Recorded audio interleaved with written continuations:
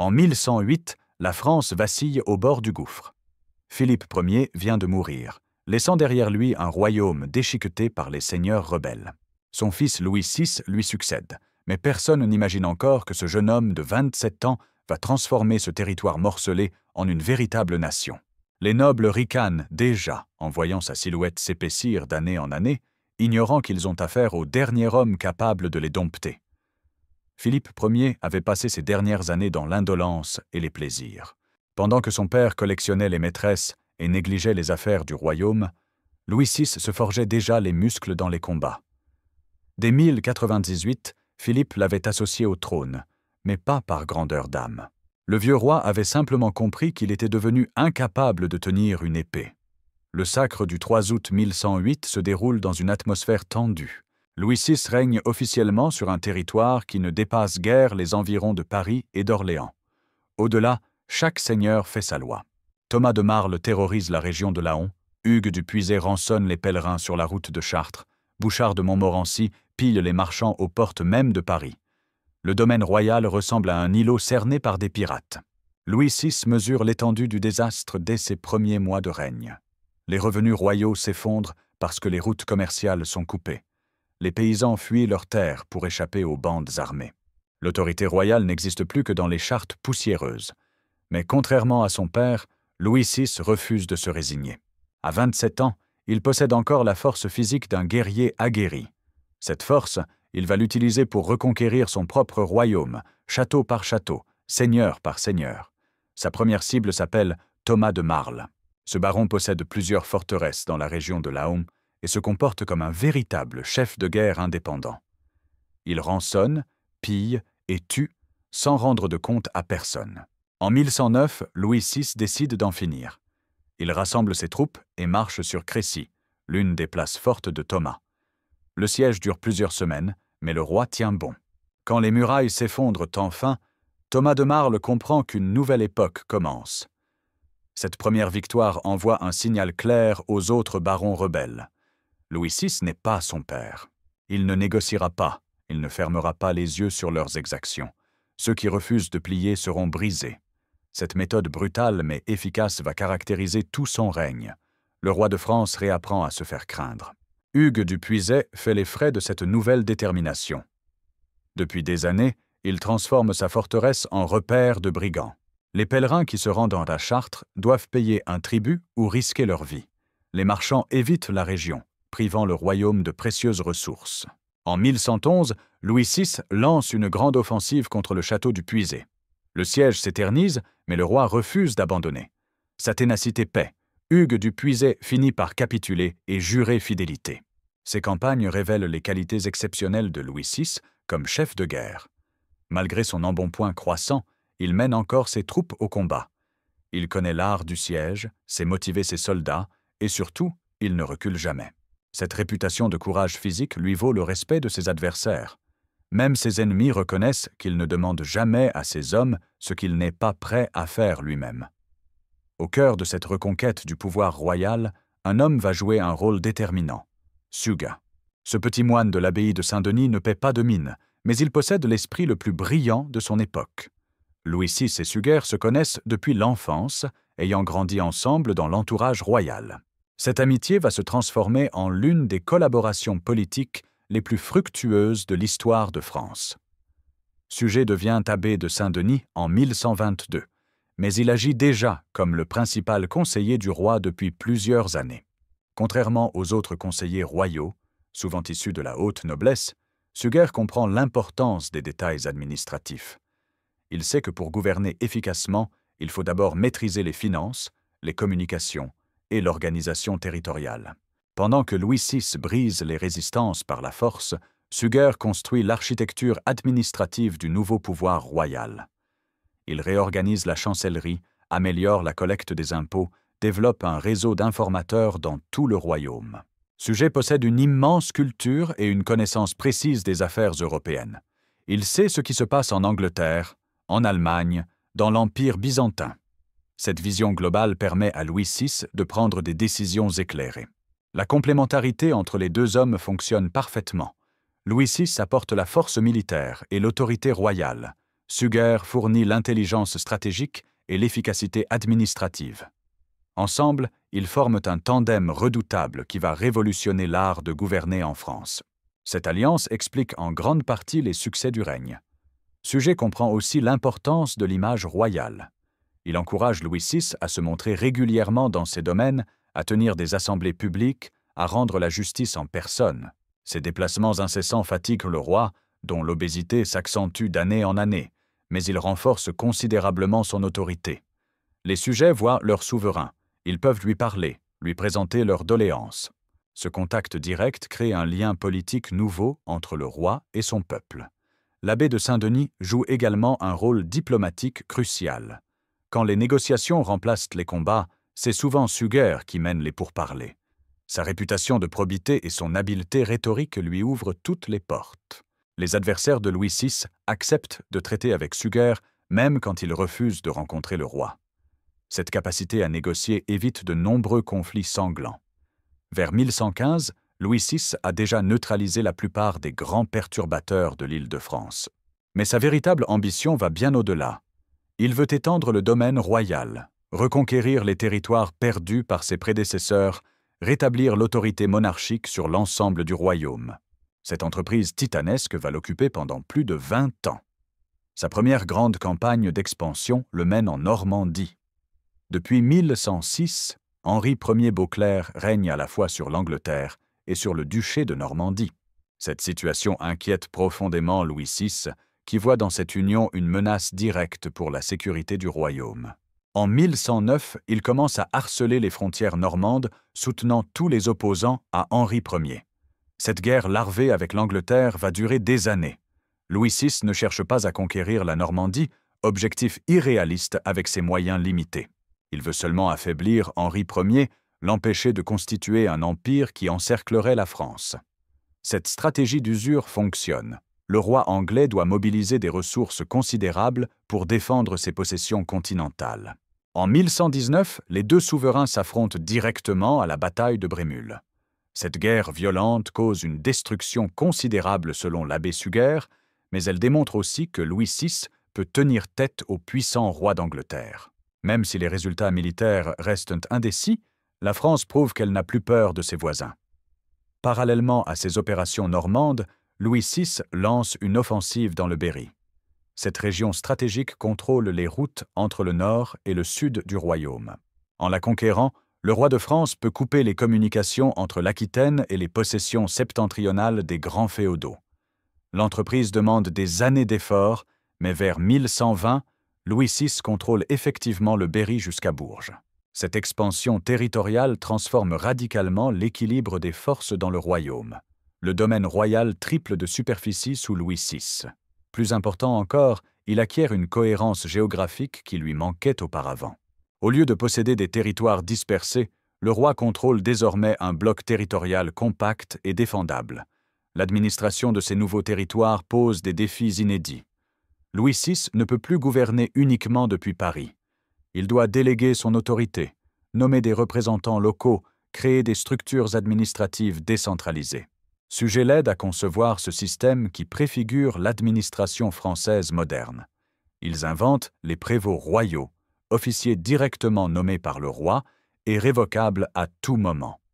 Vers 1125, Louis VI atteint l'apogée de sa puissance militaire et politique. Mais paradoxalement, c'est aussi l'époque où son obésité commence à poser de sérieux problèmes. Le roi porte plusieurs surnoms liés à son poids, le gros, le gras et même l'obèse. Cette corpulence exceptionnelle résulte à la fois de l'hérédité et de son mode de vie de guerrier-chasseur. L'alimentation des nobles au XIIe siècle favorise l'embonpoint. Louis VI consomme énormément de viande, de gibier, de vin et de bière. Les banquets royaux durent des heures et comportent une dizaine de services. Cette surconsommation compense les efforts physiques considérables du combat et de la chasse. Mais quand l'âge limite l'activité physique, les kilos s'accumulent rapidement. Vers 1130, l'obésité de Louis VI atteint des proportions inquiétantes. Il peine à monter à cheval, se fatigue rapidement, souffre de troubles respiratoires. Cette dégradation physique l'oblige à modifier profondément sa manière de régner. Il ne peut plus mener ses troupes au combat comme dans sa jeunesse. Il doit apprendre à gouverner depuis son palais, à déléguer les opérations militaires. Cette contrainte forcée se révèle finalement bénéfique. Louis VI découvre les avantages de la gouvernance sédentaire. Au lieu de courir sans cesse d'un bout à l'autre de son domaine, il peut se concentrer sur les grandes décisions stratégiques. Il reçoit plus d'ambassadeurs, consacre plus de temps aux affaires judiciaires, développe ses relations avec l'Église. Son obésité devient même un atout diplomatique inattendu.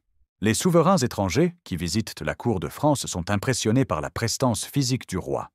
Au Moyen Âge, l'embonpoint symbolise la richesse, la puissance, l'abondance.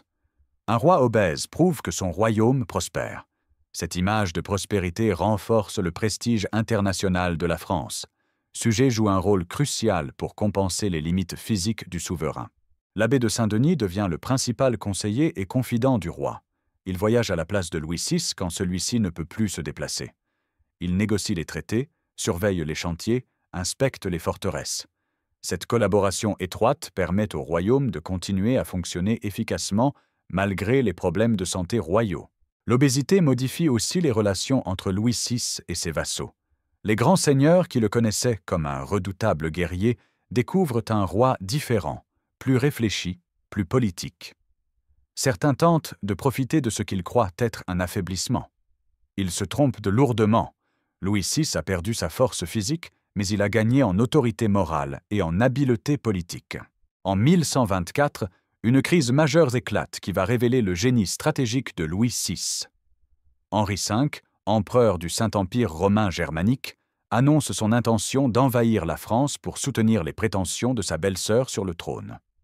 Cette menace représente le plus grand danger militaire que le royaume ait connu depuis des décennies. L'empereur possède des moyens considérables. Il peut mobiliser les forces de l'Allemagne, de la Bourgogne impériale, d'une partie de l'Italie. Ses alliés potentiels en France sont nombreux.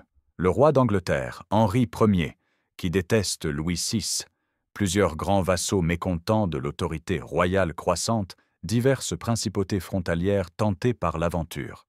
Louis VI mesure immédiatement l'ampleur du péril.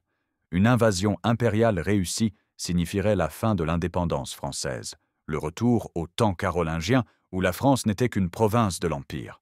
Mais au lieu de céder à la panique, le roi obèse va déployer un talent politique exceptionnel pour retourner la situation à son avantage. Sa première décision consiste à transformer cette agression extérieure en guerre sainte. Louis VI réunit des forces considérables à Reims et fait reculer l'empereur d'Allemagne. Mais surtout, il présente cette guerre comme une croisade pour défendre la France chrétienne contre l'envahisseur germanique. Cette rhétorique mobilise l'opinion bien au-delà du domaine royal. L'appel de Louis VI rencontre un écho extraordinaire. Pour la première fois depuis longtemps, les grands vassaux français oublient leurs querelles pour se rassembler autour de leur roi. Le duc de Bourgogne, le comte de Champagne, le comte de Flandre, tous répondent présents. Même des seigneurs habituellement hostiles à l'autorité royale rejoignent l'hoste royal. Cette mobilisation révèle une transformation fondamentale de la société française. Sous Louis VI, l'idée nationale commence à émerger. Les nobles français découvrent qu'ils ont plus en commun entre eux qu'avec leurs équivalents étrangers. L'identité française, encore fragile, trouve dans cette crise sa première expression collective. Suger coordonne magistralement cette mobilisation. Il envoie des émissaires dans tout le royaume, organise les approvisionnements, planifie les mouvements de troupes. Son réseau ecclésiastique diffuse la propagande royale jusque dans les villages les plus reculés. Cette campagne de communication moderne permet de lever une armée d'une ampleur inédite. Quand Henri V apprend l'importance des forces françaises rassemblées contre lui, il hésite. Ses informateurs lui rapportent que Louis VI dispose de plusieurs dizaines de milliers d'hommes, issus de tous les coins du royaume. Une telle union de la noblesse française n'avait jamais été vue. L'empereur comprend qu'il risque de se heurter à une résistance bien plus forte que prévu. La diplomatie française achève de décourager l'agresseur. Suger multiplie les contacts secrets avec les vassaux allemands de l'empereur, leur promettant des compensations s'ils refusent de participer à l'invasion. Parallèlement, il négocie avec le pape, obtenant un soutien officiel de Rome pour la cause française. Cette isolation diplomatique de Henri V complète le dispositif militaire. Face à cette démonstration de force française, Henri V renonce finalement à son invasion. Cette reculade représente un succès politique considérable pour Louis VI. Pour la première fois depuis Charlemagne, un roi de France fait plier un empereur germanique par la seule menace de ses armes. Ce prestige nouveau transforme radicalement la position internationale du royaume. La crise de 1124 marque un tournant dans l'histoire européenne. Elle prouve que la France a retrouvé sa place parmi les grandes puissances. Les cours étrangères, qui considéraient encore Louis VI comme un roitelet local, découvrent qu'il peut mobiliser des forces respectables et s'appuyer sur une noblesse unie. Cette révélation modifie tous les calculs diplomatiques. Louis VI exploite habilement ce succès pour renforcer son autorité intérieure. Les grands vassaux qui ont répondu à son appel en 1124 ne peuvent plus contester sa légitimité. Ils ont eux-mêmes reconnu son rôle de chef de la nation française face à l'ennemi extérieur. Cette reconnaissance implicite consolide définitivement l'autorité royale. L'empereur Henri V meurt en 1125, un an après son échec diplomatique face à Louis VI.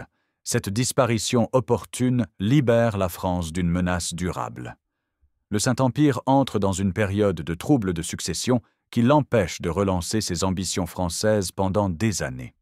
Louis VI peut donc se concentrer sur l'achèvement de ses réformes intérieures. Les dernières années du règne de Louis VI se caractérisent par un immense effort de consolidation administrative. Le roi obèse, désormais incapable d'activités militaires intenses, consacre toute son énergie à perfectionner l'organisation de son royaume. Cette phase moins spectaculaire que les guerres précédentes n'en est pas moins cruciale pour l'avenir de la France. Suger joue un rôle central dans cette entreprise de modernisation. Il réforme la justice royale, créant des procédures standardisées qui s'appliquent dans tout le domaine royal. Les justiciables peuvent désormais faire appel des décisions locales devant le roi lui-même. Cette centralisation judiciaire renforce considérablement l'autorité monarchique. La fiscalité royale fait également l'objet d'une réorganisation complète.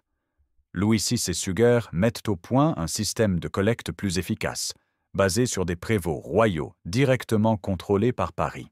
Les revenus du domaine royal augmentent spectaculairement, permettant de financer une administration permanente et une garde royale professionnelle. Cette modernisation administrative s'accompagne d'un développement urbain remarquable. Louis VI encourage la création de communes, ces associations de bourgeois qui obtiennent le droit de s'administrer eux-mêmes contre le paiement de taxes royales. Ces communes deviennent rapidement des foyers de prospérité économique et des soutiens fidèles du pouvoir royal. Le roi comprend l'importance stratégique de cette bourgeoisie naissante. Contrairement aux nobles, qui cherchent toujours à préserver leur indépendance, les bourgeois ont besoin de la paix royale pour développer leurs affaires. Ils constituent donc un allié naturel de la monarchie centralisatrice. Cette alliance entre le roi et les villes va devenir l'un des fondements de l'État français moderne. Paris bénéficie particulièrement de ces transformations. Louis VI embellit sa capitale, fait construire de nouveaux quartiers, améliore l'approvisionnement en eau, développe les marchés. La ville devient un véritable centre politique et économique, attirant des populations de tout le royaume. Cette croissance parisienne renforce symboliquement le prestige royal. En 1137, Louis VI le Gros s'éteint à l'âge de 56 ans, épuisé par 30 années d'un règne exceptionnellement actif. Son obésité, devenue extrême dans ces dernières années, a fini par compromettre sa santé. Mais il laisse derrière lui une France transformée, méconnaissable par rapport au royaume chancelant qu'il avait hérité de son père. Le bilan de son règne force l'admiration. Louis VI a triplé l'étendue du domaine royal, rétabli l'autorité monarchique sur l'ensemble de ses terres, créé une administration moderne, réconcilié la noblesse avec le pouvoir central. Plus important encore, il a fait naître une conscience nationale française qui survit à sa mort. Louis VI est considéré comme étant à l'origine des premières fondations de la nation française, son règne marquant le réveil du royaume. Cette appréciation des historiens modernes correspond à la réalité historique. Sous Louis VI, la France cesse d'être un assemblage de principautés rivales pour devenir un véritable État unifié. Son fils Louis VII lui succède dans des conditions incomparablement meilleures que celles de 1108. Le nouveau roi hérite d'un domaine étendu, d'une noblesse pacifiée, d'une administration efficace, d'un trésor bien garni. Cette succession sans trouble prouve la solidité des institutions créées par Louis VI le Gros. Suger continue à servir le nouveau règne avec la même efficacité. Il assure même la régence du royaume de 1147 à 1149, pendant l'absence de Louis VII parti en croisade. Cette continuité administrative garantit la poursuite des réformes entamées sous Louis VI. L'œuvre du roi obèse se perpétue au-delà de sa mort. La postérité a longtemps sous-estimé Louis VI, éclipsé par la gloire de ses successeurs Philippe-Auguste et Saint-Louis. Pourtant, sans l'œuvre de consolidation accomplie par le roi obèse, ni Philippe-Auguste ni Louis IX n'auraient pu réaliser leurs propres exploits.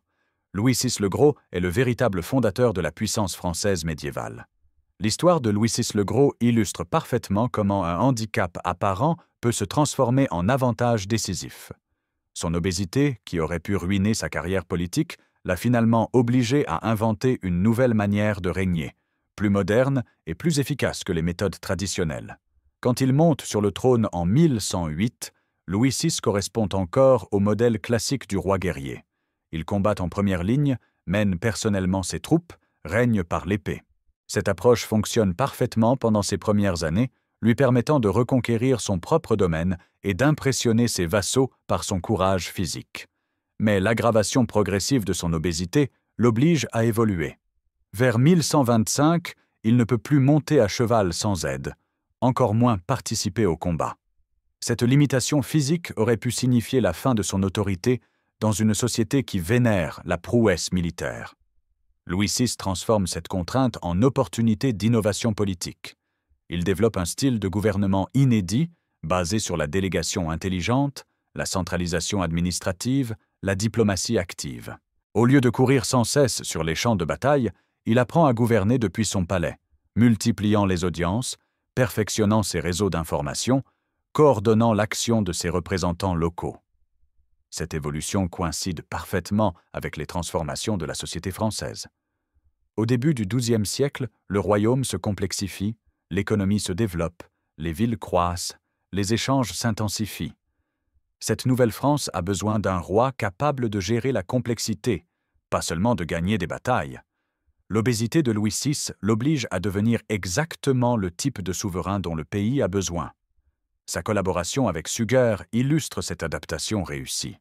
L'abbé de Saint-Denis compense parfaitement les limitations physiques du roi. Il voyage quand Louis VI ne le peut plus, négocie à sa place, supervise l'exécution des décisions royales. Cette complémentarité crée un système de gouvernement bicéphale d'une efficacité remarquable. Louis VI et Suger ne se contentent pas d'adapter leurs méthodes aux circonstances. Ils inventent véritablement les bases de l'État moderne français.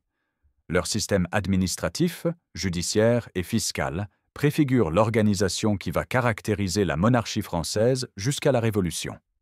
La création des prévôts royaux constitue une innovation majeure. Ces officiers, nommés directement par le roi et révocables à tout moment, remplacent progressivement les anciens systèmes féodaux basés sur les liens personnels héréditaires. Ils représentent le roi dans les provinces, appliquent ses décisions, collectent ses revenus, rendent la justice en son nom. Cette bureaucratie naissante transforme radicalement le rapport entre le souverain et ses sujets. Au lieu de dépendre d'intermédiaires nobles souvent peu fiables, le roi peut désormais communiquer directement avec l'ensemble de son royaume. Cette centralisation administrative rend l'action gouvernementale infiniment plus efficace. La réforme judiciaire accompagne cette modernisation administrative. Louis VI systématise le droit d'appel au roi, créant une hiérarchie juridique cohérente qui s'étend à tout le domaine royal. Cette centralisation judiciaire renforce l'autorité monarchique tout en améliorant la qualité de la justice rendue au sujet. L'alliance avec les communes urbaines révèle également la vision moderne de Louis VI. En accordant des privilèges d'auto-administration aux bourgeois contre le paiement de taxes royales, il crée un nouveau type de relations politiques. Les communes deviennent des partenaires de la monarchie, partageant avec elles un intérêt commun au maintien de l'ordre et au développement économique. Cette politique urbaine s'avère d'une intelligence remarquable. Elle permet à Louis VI de s'appuyer sur une force sociale nouvelle, indépendante de la noblesse traditionnelle. Les bourgeois constituent une base politique fidèle, parce qu'ils ont besoin de la protection royale pour prospérer. Cette alliance roi-bourgeoisie va dominer l'histoire française pendant des siècles. L'un des aspects les plus remarquables du règne de Louis VI concerne l'émergence d'une conscience nationale française. Cette transformation psychologique, aussi importante que les réformes administratives, va conditionner tout l'avenir du pays. En 1108, la France n'existe guère que comme concept géographique. Les habitants du royaume se définissent avant tout par leur appartenance locale. Ils sont normands, bourguignons, champenois, poitevins. L'identité française reste embryonnaire, limitée à quelques cercles cultivés. La plupart des gens ignorent jusqu'au nom de leur roi. La politique de Louis VI modifie progressivement cette situation. Ces campagnes militaires contre les seigneurs rebelles touchent l'ensemble du territoire. Ces réformes administratives créent des liens directs entre Paris et les provinces les plus reculées. Ces appels à la mobilisation contre les ennemis extérieurs rassemblent des nobles venus de tout le royaume. La crise de 1124 marque l'apogée de cette évolution. Pour la première fois depuis des siècles, la noblesse française s'unit spontanément autour de son roi face à la menace impériale. Cette mobilisation révèle l'existence d'un patriotisme français naissant, encore fragile mais déjà réel. Suger contribue activement à cette construction identitaire. Ses écrits développent une véritable propagande royale qui exalte les vertus de la France et de son souverain. Il popularise l'idée que le royaume français possède une mission particulière dans la chrétienté, qu'il constitue le successeur légitime de l'Empire carolingien. Cette rhétorique nationaliste s'appuie sur des réalités concrètes. Sous Louis VI, la France devient effectivement une puissance européenne respectée. Elle résiste avec succès aux pressions anglaises et allemandes, développe sa prospérité économique, rayonne culturellement. Cette réussite objective nourrit la fierté collective des Français. Paris joue un rôle central dans cette émergence nationale.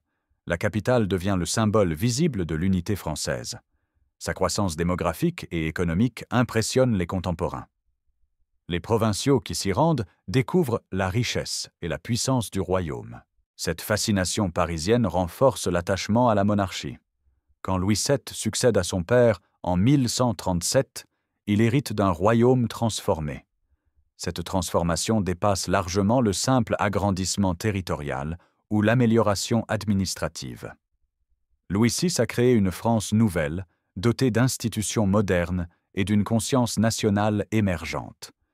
Les méthodes de gouvernement inventées sous Louis VI survivent largement à leur créateur. Ses successeurs conservent le système des prévôts royaux, maintiennent la centralisation judiciaire, poursuivent l'alliance avec les communes urbaines. Philippe Auguste utilise ces outils pour conquérir la Normandie, Louis IX s'en sert pour rayonner sur l'Europe entière. L'œuvre de Louis VI influence même l'évolution européenne. Son modèle d'État centralisé inspire d'autres monarchies qui cherchent à moderniser leur structure. L'Angleterre des Plantagenets, l'Espagne naissante, les principautés italiennes observent avec attention l'expérience française et tentent de l'adapter à leurs propres conditions. La figure de Louis VI le Gros fascine également les contemporains par son paradoxe apparent. Comment un roi obèse, incapable de porter une armure dans ces dernières années, a-t-il pu transformer un royaume faible en puissance européenne? Cette énigme révèle une vérité profonde sur la nature du pouvoir politique. L'autorité ne dépend pas seulement de la force physique, mais aussi de l'intelligence, de la détermination et de la capacité d'adaptation. L'histoire de Louis VI illustre une révolution silencieuse qui transforme l'Europe du XIIe siècle. Pendant que les chroniqueurs racontent les exploits guerriers et les intrigues dynastiques, des changements profonds modifient la nature même du pouvoir politique. Le roi obèse devient malgré lui l'acteur principal de cette transformation.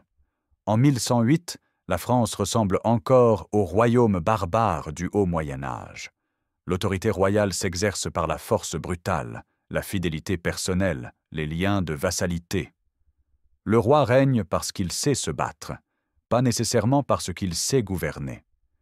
Cette conception archaïque du pouvoir condamne la monarchie à l'instabilité permanente. Louis VI incarne d'abord parfaitement ce modèle traditionnel. Jeune, il conquiert l'autorité par ses prouesses militaires, impose sa volonté par la violence, gouverne en guerrier. Cette méthode fonctionne tant qu'il possède la vigueur physique nécessaire. Elle devient problématique quand son obésité limite ses capacités combattantes.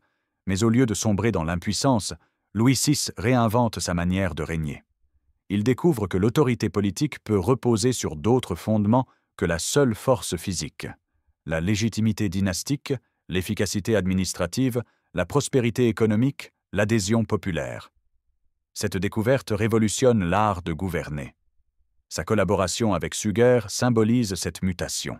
L'abbé de Saint-Denis apporte au pouvoir royal des compétences nouvelles, la culture écrite, la connaissance juridique, l'habileté diplomatique, la vision stratégique. Ces qualités intellectuelles complètent et finalement remplacent les vertus guerrières traditionnelles du souverain. Cette évolution correspond aux besoins de la société française du XIIe siècle. L'économie se complexifie, les échanges s'intensifient, les villes se développent, la population augmente. Cette France nouvelle a besoin d'un pouvoir capable de gérer la complexité, pas seulement de gagner des batailles. L'obésité de Louis VI l'oblige providentiellement à devenir exactement le type de roi dont le pays a besoin. Les dernières années de Louis VI révèlent sa pleine maturité politique. Conscient que sa mort approche, le roi obèse s'efforce de consolider son œuvre pour la transmettre intacte à son successeur. Cette préparation minutieuse de la succession témoigne de sa vision à long terme. En 1131, Louis VI fait sacrer son fils aîné Philippe pour assurer la continuité dynastique. Cette précaution s'avère inutile puisque Philippe meurt accidentellement en 1131, mais elle révèle la méthode royale. Louis VI ne laisse rien au hasard, anticipe tous les problèmes, prépare toutes les solutions. La mort prématurée de Philippe oblige à reconsidérer la succession. Louis VII, le second fils, n'était pas destiné au trône. Il a reçu une éducation ecclésiastique, plus orientée vers la contemplation que vers l'action politique. Louis VI doit rapidement former ce successeur imprévu aux réalités du pouvoir. Cette formation révèle les priorités du roi vieillissant. Il insiste sur l'importance de l'administration, explique les mécanismes financiers, présente les principaux dossiers diplomatiques. Louis VI comprend que la France du futur aura besoin de rois administrateurs plus que de rois guerriers. Il prépare son fils à cette évolution. Suger joue un rôle crucial dans cette transmission du savoir politique. L'abbé de Saint-Denis devient le principal mentor de Louis VII, lui enseignant les subtilités de la diplomatie européenne et les techniques de gouvernement moderne. Cette continuité intellectuelle garantit la survie des réformes entreprises. Le roi obèse organise également sa succession spirituelle. Il fait rédiger par Suger une biographie officielle de son règne qui met en valeur ses réalisations et justifie sa politique. Ce testament intellectuel influence durablement l'image de Louis VI dans l'historiographie française. Quand Louis VI s'éteint le 1er août 1137, les observateurs contemporains peinent à mesurer l'ampleur de sa réussite. Les transformations qu'il a accomplies sont si profondes qu'elles semblent naturelles à ceux qui les vivent. Seul le recul historique permet d'apprécier la révolution silencieuse qu'il a menée. Le bilan territorial impressionne d'abord. Louis VI a triplé l'étendue du domaine royal, le portant de 25 000 à 75 000 km² environ. Plus important, il lui a donné une cohérence géographique qui facilite l'administration et la défense. Au lieu de territoires dispersés difficiles à contrôler, ses successeurs héritent d'un bloc compact et homogène. La modernisation administrative constitue un acquis encore plus durable. Le système des prévôts royaux, la centralisation judiciaire, la réorganisation fiscale survivent largement au changement dynastique. Ces institutions préfigurent l'État français moderne et lui donnent une efficacité inconnue des autres monarchies européennes. L'émergence d'une conscience nationale française représente peut-être l'héritage le plus précieux de Louis VI. Cette transformation mentale, difficile à mesurer mais fondamentale, conditionne tout l'avenir du pays. La France cesse d'être un simple assemblage de principautés pour devenir une nation consciente de son identité. Les méthodes diplomatiques de Louis VI influencent également l'évolution européenne. Sa capacité à mobiliser la noblesse française contre l'empereur en 1124 prouve que la France peut rivaliser avec les plus grandes puissances. Cette démonstration de force modifie tous les équilibres continentaux et annonce l'hégémonie française des siècles suivants. Son alliance avec la bourgeoisie urbaine se révèle d'une intelligence stratégique remarquable. En s'appuyant sur cette force sociale nouvelle, Louis VI libère la monarchie de sa dépendance exclusive envers la noblesse. Cette diversification des soutiens politiques renforce considérablement la stabilité du régime. L'obésité de Louis VI, handicap apparent qui lui vaut son surnom, se révèle finalement l'un des facteurs de sa réussite politique. Cette particularité physique l'oblige à innover, à inventer de nouvelles méthodes de gouvernement, à développer des qualités inédites chez un souverain médiéval. Au début de son règne, Louis VI compense son embonpoint naissant par une activité physique intense. Il chasse énormément, participe à tous les combats, mène ses troupes au galop. Cette hyperactivité lui permet de maintenir l'image du roi guerrier traditionnel malgré sa corpulence croissante. Mais vers 1125, cette stratégie atteint ses limites. L'obésité du roi devient si importante qu'elle entrave sérieusement ses mouvements. Les chroniqueurs rapportent qu'il faut plusieurs hommes pour l'aider à monter à cheval. Dans une société qui vénère la prouesse militaire, cette limitation pourrait signifier la fin de son autorité. Louis VI transforme cette contrainte en opportunité d'innovation politique. Puisqu'il ne peut plus gouverner en guerrier, il apprend à régner en administrateur. Il développe un style de commandement inédit, basé sur la délégation intelligente et la coordination centralisée. Cette évolution correspond parfaitement aux besoins de la France du XIIe siècle. Son obésité devient même un atout symbolique. Dans l'imaginaire médiéval, l'embonpoint signifie la prospérité, l'abondance, la réussite. Un roi obèse prouve que son royaume se porte bien, que ses sujets mangent à leur faim, que l'économie fonctionne. Cette image de prospérité renforce le prestige international de la France. Les ambassadeurs étrangers qui visitent la cour française sont frappés par la prestance physique du souverain. Sa corpulence imposante impressionne autant que ses richesses ou ses armées. Cette aura de puissance facilite les négociations diplomatiques et décourage les tentatives d'agression. L'obésité royale influence également l'évolution de l'étiquette palatine. Louis VI ne pouvant plus se déplacer facilement, il développe un cérémonial plus statique qui met en valeur sa majesté sédentaire. Ces innovations protocolaires survivent à leur créateur et caractérisent la monarchie française pendant des siècles. Au-delà de ces réalisations concrètes, Louis VI laisse un héritage intellectuel considérable. Sa collaboration avec Suger produit une réflexion politique originale sur les fondements de l'autorité royale et les techniques de gouvernement modernes. Cette pensée influence durablement l'évolution de la monarchie française. Suger rédige sous l'autorité de Louis VI plusieurs traités qui théorisent leurs pratiques politiques. Ces textes développent une conception nouvelle de la royauté, moins basée sur la force brutale que sur la légitimité dynastique et l'efficacité administrative. Cette évolution doctrinale accompagne les transformations concrètes du règne. L'abbé de Saint-Denis élabore également une véritable propagande royale qui exalte les vertus de la France et de son souverain. Il popularise l'idée que le royaume français possède une mission particulière dans la chrétienté, qu'il constitue l'héritier légitime de l'Empire carolingien. Cette rhétorique nationaliste nourrit la fierté collective des Français. La correspondance diplomatique de Louis VI révèle également sa maturité intellectuelle. Le roi obèse maîtrise parfaitement les subtilités de la politique européenne, comprend les enjeux stratégiques de son époque, développe une vision à long terme de l'évolution continentale. Cette culture politique l'aide à prendre les bonnes décisions dans les moments cruciaux. Son mécénat architectural et artistique témoigne enfin de ses ambitions culturelles. Louis VI embellit Paris, finance la reconstruction de Saint-Denis, encourage le développement de l'art gothique naissant. Cette politique culturelle renforce le rayonnement international de la France et annonce les splendeurs artistiques des siècles suivants. L'influence de Louis VI. Le Gros dépasse largement les frontières chronologiques de son règne. Ces innovations politiques et administratives marquent durablement l'évolution de la monarchie française. Ses successeurs les plus glorieux lui doivent une part de leur succès. Philippe Auguste utilise les outils créés par Louis le Gros pour conquérir l'Empire Plantagenet. Le système des prévôts royaux lui permet d'administrer efficacement ces nouvelles conquêtes. La centralisation judiciaire facilite l'intégration des populations annexées. L'alliance avec les communes urbaines lui fournit les ressources financières nécessaires à ses campagnes militaires. Louis IX s'appuie également sur l'héritage de son aïeul pour rayonner sur l'Europe entière. La conscience nationale française forgée sous Louis VI lui permet de mobiliser l'ensemble du royaume pour ses croisades. L'administration moderne léguée par le roi obèse assure le bon fonctionnement du royaume pendant ses absences prolongées. Même les rois de la fin du Moyen Âge et de l'époque moderne continuent d'utiliser les institutions créées sous Louis le Gros.